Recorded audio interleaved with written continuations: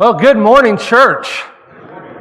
It is so great to have all of you here with us this morning.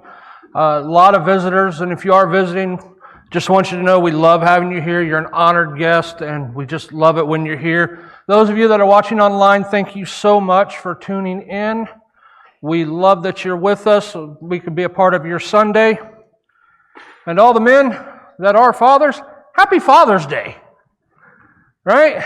Now, to me, I'm going to tell you, I think, I may be a little biased, but I think Father's Day is probably the most important holiday that we celebrate. And I may be biased, but I'm going to give you a pro tip, okay? Take your dads out to lunch. You can walk into any restaurant today and get a seat right now. Take your dads out to lunch. You know, they don't build up Father's Day like they do Mother's Day, right? Mother's Day, all the kids are here, everybody's dressed perfectly, and it takes you 2 hours to get into a restaurant. On Father's Day, they hand you a pack of socks and say, "Dad, what are you grilling?" Now, we don't tell them that secretly we like being behind the grill. We're in charge. We're the kings of our castle, right? We don't tell them that, but that's how they look at it. But I'm honored that I get to be able to talk to you today on Father's Day, on a day when we are honoring fathers, and our worship is based around fathers, because I want to talk to you and get to talk to you about the concept of fatherhood, the concept of manhood and masculinity. And I'm not talking about the toxic type of masculinity like Rambo that walks around with that swagger and cusses like a sailor and blows up everything in his sight and just thinks that he's the man. And I'm not talking about the toxic masculinity of the Archie Bunker type that sits in his chair like a king in the castle, a king on his throne, and thinks the whole world revolves around him. That's not what I'm talking about. I'm talking about a man that knows he's a man and that he's proud of it, right? A man that knows that our role is different, right? Our role is different. We're not necessarily the soft and lovey type, but we're the ones that go out and work, and we're the ones that the kids come to when they got to fix something, you got to build them something, you got to put toys together on Christmas Eve or Christmas morning when they're brought. But I'm also talking about a masculinity and a manhood, and a man that is soft, tender-hearted, a man that is sensitive to others and their needs, and a man that is sensitive to the Spirit of God. I'm talking about a man of God and godly fathers. And I think in 1 Thessalonians, in chapter 2, paints a great picture for us of that type of man. Now, we can apply this realistically to any Christian, right? What I'm going to go through, we can actually apply to any Christian, father, mother, but it's our day, so it's going to be about fathers. And I think Paul gives us a great picture of what a godly man or a godly father should look like. In 1 Thessalonians chapter 2, verses 7 through 12, Paul writes, "But we were gentle among you, just as nursing mothers cherish her own children. So affectionately longing for you, we were well pleased to impart to you not only the gospel of God, but also our own lives, because you had become dear to us. For you remember, brethren, our labor and toil, for laboring night and day, that we might not be a burden to any of you. We preach to you the gospel of God. You are witnesses, and God also, how devoutly and justly and blamelessly we behaved ourselves among you who believe.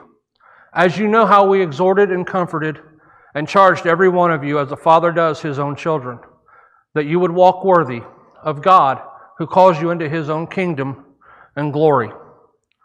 Now, I think Paul paints a great picture here of what a godly father or a godly man looks like. And I want to pull out 4 traits that Paul mentions in 1 Thessalonians 2, verses 7 through 12. And I want to take a look at those as they apply to fatherhood, to being a godly father. And the first trait I want to look at, being a godly father means loving your children dearly. Now, this may be far and away the most important trait that we're going to look at today. Being a godly father means loving your children dearly. In 1 Thessalonians 2:8, Paul wrote, "So affectionately longing for you, we were well pleased to impart to you not only the gospel of God, but also our own lives, because you had become dear to us. The first part of that verse, Paul writes, so affectionately longing for you. The word that he uses there, and I'm going to butcher it, and that's okay, is hemeromai. It's the only time that that word is used in the New Testament. And the best translation for it is a strong and affectionate desire for someone, which is what Paul felt for the church at Thessalonica. They liken it to, fathers, do you remember the first time you held your child at birth? You looked down and you knew that you were never going to let anything hurt that child. And you hoped that you could raise it up right and that you'd be a good example. That's the kind of love and affection that Paul's talking about in this verse. And that's the kind of love and affection that as a father, we need to show our children.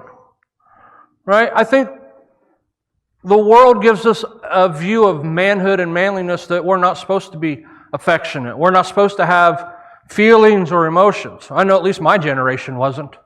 We weren't supposed to have those feelings, those emotions, and be affectionate. But I'm telling you, it's okay. And Paul's preaching it here. It's okay to be affectionate towards your children. Hug your children. Tell your children you love them. But the most important thing to do is spend time with your children. Give them attention. Spend time with them. Be with them. Get into their interests. You know, psychologists have done studies, for what you want to believe on that, but psychologists have done studies that say that those children that grow up to have the healthiest marriages and the healthiest relationships as adults are those children that were shown affection, attention, and love by their fathers in their younger years. These are the children that respect a marriage and respect the relationship that comes with it. You know, I was thinking about that, and I thought, well, yeah, I've got one girl and 3 boys. And I worry about different things with each of them, but I worry about my boys, you know, because their wives are going to have fathers. And I want to make sure that I've raised my boys right, that these girls that they are going to marry, those fathers don't say, great, my daughter married a loser, right? I don't want them to say that. I want to raise my boys to be loving and affectionate and spend time with their spouse and to be a godly influence on their spouses and on their family. At the same token, I don't want my daughter bringing home a loser. I'm saying, here, Dad, here's little Billy, my boyfriend. He doesn't have a job, and he doesn't care to work, and he doesn't bathe, and he doesn't do... That's not what I want her to bring home. I want her to bring home somebody who loves her for her, spends time with her, and takes an interest in what she does and what she wants, and that's where I come in. If I show my daughter an example of what a godly father, a godly husband, a godly man is, then that's what she's going to look for, because that's what she's going to expect. If I show my boys a godly father, a godly husband, and a godly man, then that's what they're going to become, because that's what they know. My greatest memories, and I'll tell you, I had a great dad growing up. I did. My dad loved me, and I don't doubt that. He was of that generation. He didn't say it often. Now he's getting older, and he says it all the time. But, you know, he's getting up there and about ready to go. But he didn't say it a lot as a kid, and that's okay, because you know what I remember about my dad when I look at my childhood? I remember him out in the backyard throwing ball with me. I remember him pitching to me all hours of the day so I could hit. I remember him sitting down playing video games with me. Those had just come out and become popular when I was a kid. Sitting down and playing video games with me and taking us to the park. That's what I remember. I remember my dad spending time with me. That's what I remember about my childhood, and I hope that's what my boys remember about their childhood. You know, the greatest example that we have of fatherhood is of our Heavenly Father, right? God gives us the great example. But Jesus gives us a great story on what fatherhood looks like when it comes to the prodigal son. And in Luke chapter 15, now I didn't put the slides up here for that, but I'll go over it with you. In Luke chapter 15, and we know the story of the prodigal son, right? He begs his father for his inheritance, and his father gives it to him. And he goes off, the Bible says, into a far country, and he squanders all of his inheritance, partying and making merry, as the Bible puts it, and having a great time. And when he runs out of money, all of a sudden he runs out of friends. And he finds himself eating the slop that a pig eats for dinner. Now, Jesus was a Jew. This story was about a Jew. For a Jewish boy to be near a pig pen, for a Jewish boy to eat what a pig eats, this is the lowest of lows. Okay? This is what you call rock bottom. This guy has hit the end. He has hit rock bottom. He is eating what a pig eats. Remember, a pig is a filthy, unclean animal. But the Bible says, Jesus says in verse 17 of Luke chapter 15, he says, "But when he came to himself, he said, 'How many of my father's hired servants have bread enough and to spare, and I perish with hunger?'" See, he realized what he had given up. He had hit that rock bottom, and he realized what he had given up.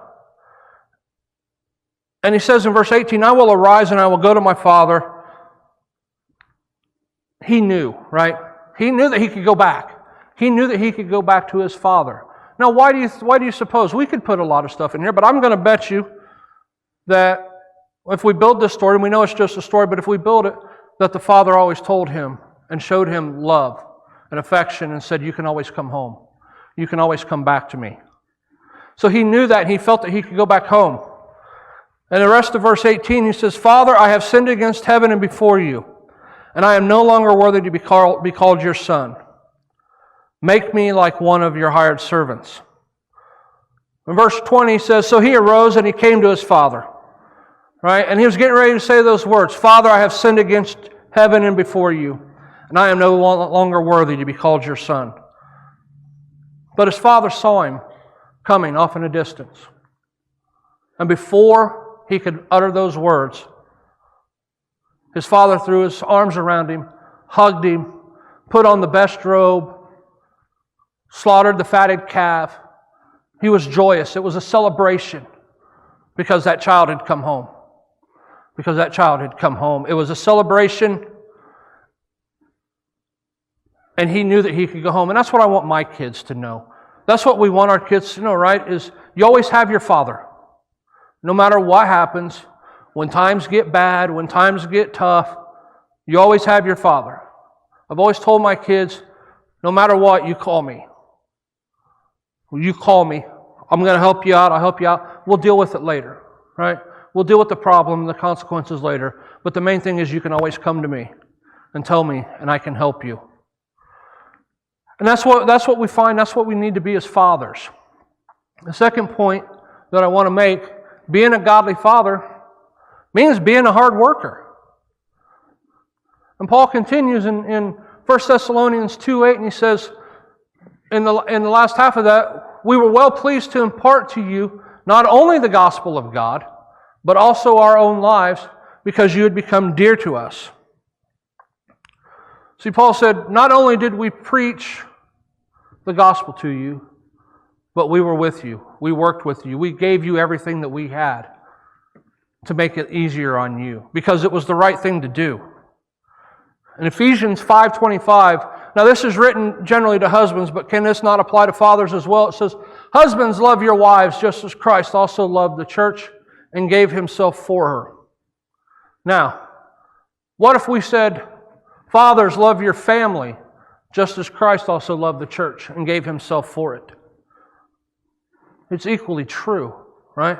I love my wife. I would give anything for my wife up to and including my life. I love my children.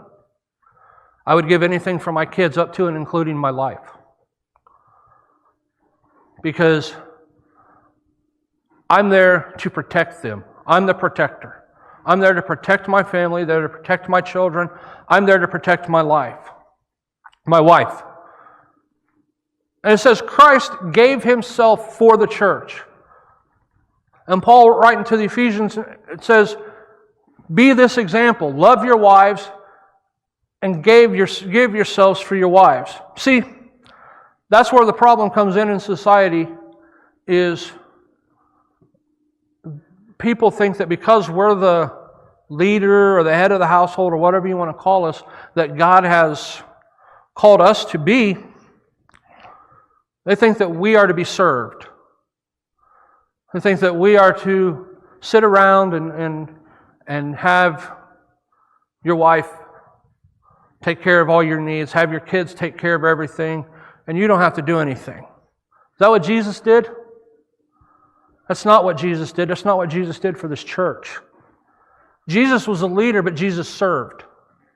Jesus served this church and served His disciples because that was what a leader does. And Jesus went so far as to wash their feet to show that the master is not greater than the servant. And that's what He's telling us.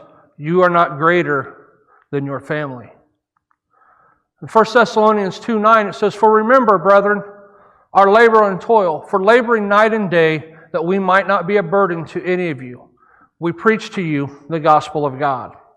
Now, what was the call? What was the Great Commission that Jesus gave before He ascended to His Father? Go and make disciples. Go into all the world and make disciples, baptizing them in the name of Jesus Christ, in the name of the Father and the Son. Go and make disciples. That's what we were told to do. Did Jesus say, go and work and labor in every city you come to? He didn't say that, but it's the right thing to do. And Paul says, we preached not only to you the gospel of God, but we worked, we labored day and night because we didn't want to be a burden to you. We didn't want to be a burden to you because we wanted you to focus on God. We wanted you to focus on the message. We wanted you to focus on what we were saying. And it might have been a little bit of we want you to focus on how we're living our lives. Right? Remember, Paul wrote,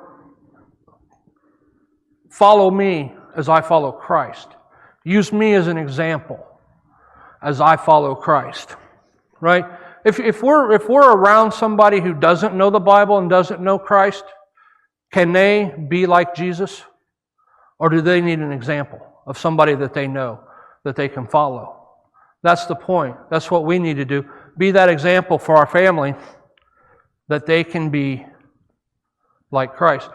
Now, we need to be a hard worker. Yes, we need to provide for our family.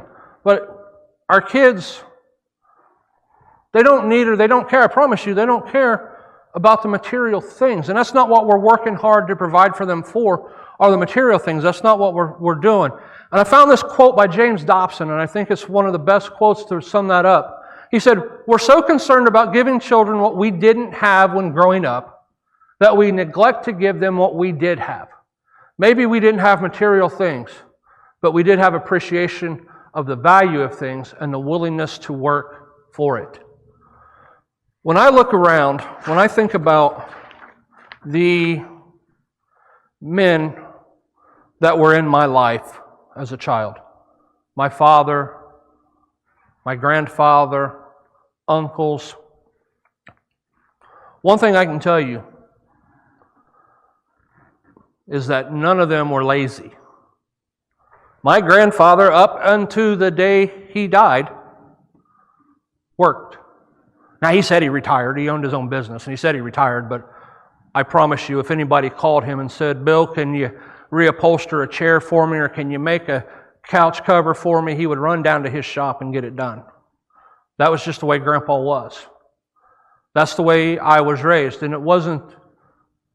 I don't think of the things that I didn't have as a kid. I remember how hard my father worked and how hard my grandfather worked to give me the things that I did have. And yeah, Lori and I had always said we wanted to give our kids what we didn't have growing up. But like James Dobson said, we can't neglect to give them the things that we did have, which is the appreciation and the value of things and the willingness to work for it. And that brings me to my third point. Being a godly father means living out your faith. And in 1 Thessalonians 2:10, Paul wrote, "You are witnesses, and God also, how devoutly and justly and blamelessly we behaved ourselves among you who believe." Paul said, we lived our life as an example to you, so that you can see and you can say that I know the way to act and I know the way to live. And they preached the gospel of peace and the gospel of love and the gospel of Christ, but they lived that life. They weren't hypocrites. They weren't saying, you do this, but I'm going to go do this. And I think a lot of times we get away from that, right? We get this misplaced vision as fathers that we have to provide the biggest house we can and great cars and we got to have these huge bank accounts and all these great possessions, and we put our focus right there. Right? We put our focus on all of that because that's how we keep score. Right? That's how we know we're winning. If we have the nicest house, we have the best car, we go on the greatest vacations, we have the most possessions, that's how we know we're winning. Right? Wrong. See, we tend to focus on those things to keep that score. We tend to neglect the unseen things, which is what we need to focus on. We neglect the unseen world, right? The world of our spirit, the world of our relationships with our children. Those are where we need to focus. We need to focus our time on matters of character. We need to focus on matters of the heart, matters of our spirit. We need to focus on matters of integrity, how we live our lives. Do we do what we say we're going to do? Matters of justice, matters of humility. See, these things, when we focus on these things, these are the things that last. If we instill these values in our children, these are the traits that outlive the man. Right? I don't have, really, I don't think I have, I mean, one or two things, but I don't have hardly anything from when I was a child. Now, I wish I did, because some of that stuff would have been pretty cool to have right now. I mean, the Millennium Falcon, the X-Wing fighters, all the Star Wars stuff. I had that stuff, right? I don't have that stuff now. But I have a heart for God. I have a strong work ethic. I have integrity. If I say I'm going to do it, I'm going to do it. I'm working on humility. Give me time. I'll get there. I'm working on it. But see, we always focus on, because the world tells us that your inheritance is your legacy. So that's what we always focus on, is what we're going to leave our children. What inheritance are we going to leave them? How much money are we going to leave them? How much property are we going to leave them? God's not concerned about the inheritance that you leave your kids. God's concerned about the legacy that you leave your kids. Are they going to carry on the traits they got from you? That's what God's concerned about. And God has given us some pretty strong responsibilities to do that, right? God has given us the role of spiritual leader within the family. God has placed that role on the man of the house. Our job is to draw our kids closer to God. Our job is to show them the way we should walk with Christ. Our job is to show them through our actions and through our attitudes what being a child of God looks like. Now, it's very important that our kids hear the gospel, right? It's even better if they hear the gospel from you. But the most important thing, they need to see us live out that gospel. Right? They need to see that the gospel is included in all of our decisions that we make. That Christ is included in the values that we portray. That Christ is included in the things that make us laugh, the things that we use for entertainment. They need to focus, or they need to see that. They need to see that I'm the same person on Sunday that I am the rest of the week. You know, if you see me on Sunday and I've got my Bible and I've got my binder and I've got all my notes and everything like that, and then The rest of the week, that just sits on my kitchen table or something like that, and it's collecting dust, and I don't open that up and read the Word, and I don't open that up and study the Word. Believe me, your kids are going to know that. They're going to understand that. They're going to see that. See, we can be one person at work. We can be a different person at church. We can be a different person when we're out in public. But we're truly ourselves when we're at home. Right? We're truly ourselves when we're in our own safe space, in the comfort of our own home. That's when we let our guard down and we become us. And they're paying attention. Your kids are paying attention. So what are they seeing? Are you that godly father, that godly man? Are you portraying the traits? Are you walking the walk and talking the talk, as they say? I'm going to tell you, here's how I know they're paying attention, okay? I got a son that's, I think, 27. It might be 26, probably 27. When he was maybe 4, they were in church, in Sunday school, and they were drawing a picture of their family. And Brendan drew his family. Guess who wasn't in that picture? Me. You know why? Dad didn't go to church. I drew my family at church. They're paying attention. If you don't think they are, go ask my son. They're paying attention. Now I eventually got to church, right? And I eventually got baptized, or else I wouldn't be up here. But they're paying attention. They're watching how we live our lives. They're watching what we do, what we say. Are we bringing these matters of character and instilling them into our children? Which will bring me to my last point. Are we training our children? Being a godly father means training your children. In 1 Thessalonians 2, 11 and 12, Paul wrote, "As you know how we exhorted and comforted and charged every one of you as a father does his own children, that you would walk worthy of God who calls you into his own kingdom and glory." Now Paul's telling them,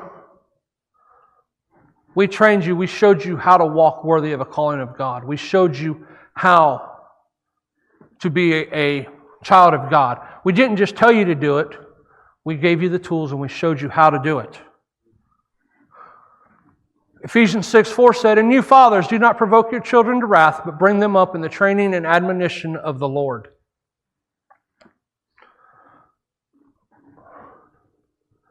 One of the most important thing that you're going to give your child is the gift of the gospel. The most important thing you're going to give your child is to know Jesus Christ. In 3 John verse 4, John wrote, "I have no greater joy than to hear my children walk in truth." There's no greater sense of pride for a father than when he sees his child live out their faith. I got to see my son get baptized. I got to baptize 2 of my nieces, and those were the greatest days of my life. And I get to watch them live their faith every day. And I remember when Corbin was in high school, he might have been a sophomore. You got to understand, Corbin's a little bit mouthy, okay? He's got a mouth on him. He gets it from his mother. But Corbin, being the mouthy kid that Corbin is, told one of his teachers, "I don't believe in evolution." And the teacher brought up a giraffe. The giraffes used to have a short neck and now they have a long neck. And he said, "That's not evolution, that's adaptation." How do you know that the short species of the giraffe didn't die out? Because the trees got bigger and he couldn't reach the food. So, what did this teacher do?